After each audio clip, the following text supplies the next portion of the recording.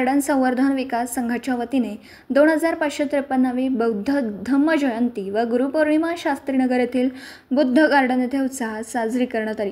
प्रारंभी संघाचे अध्यक्ष सुखदेव बुध्याळकर यांनी सर्वांचं स्वागत केलं। त्यानंतर बुद्ध मूर्तीस दीप प्रज्वलन व पुष्प अर्पण करून सामूहिक पंचांग प्रणाम, त्रिचरण पंचशील वंदना ग्रहण करण्यात आली।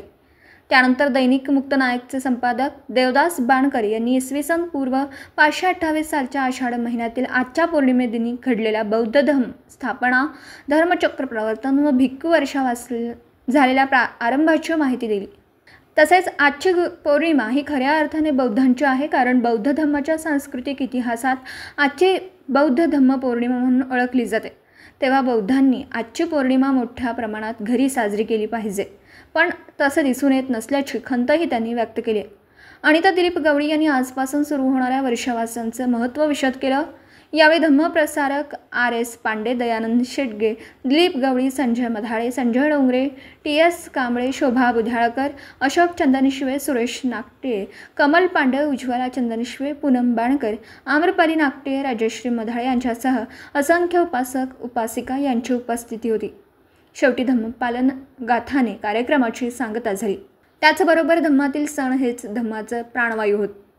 सिद्धार्थनगर कोल्हापूर येथील बाणकर परिवार वतीने सर्व बहुजन व बौद्धांना आज 2553वा बौद्ध धम्म जयंती उत्सव, धम्म क्रांती दिन, धम्मचक्र प्रवर्तन दिन, गुरुपौर्णिमा उत्सव व भिक्खू वर्षवास आरंभ दिन व या सर्व घटना उत्सव दिनाचा धम्म पौर्णिमा उत्सवाच्या हार्दिक मंगल कामना बाणकर परिवार वतीने धम्मालयामध्ये वरील बौद्ध धम्म जयंती सह इतरही सर्व सण साजरे करण्यात आले।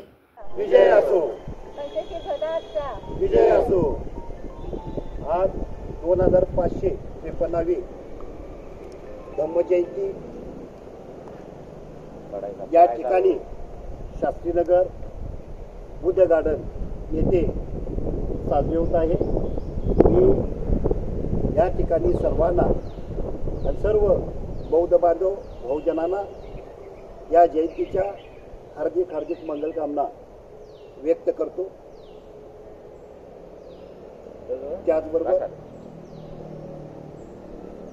त्याचबरोबर आज या ठिकाणी गुरुपौर्णिमा, धम्म पौर्णिमा, भिक्खू वर्षावास प्रारंभी, धम्म क्रांती दिन आणि धम्मचक्र प्रवर्तन दिन साजरा होत आहे।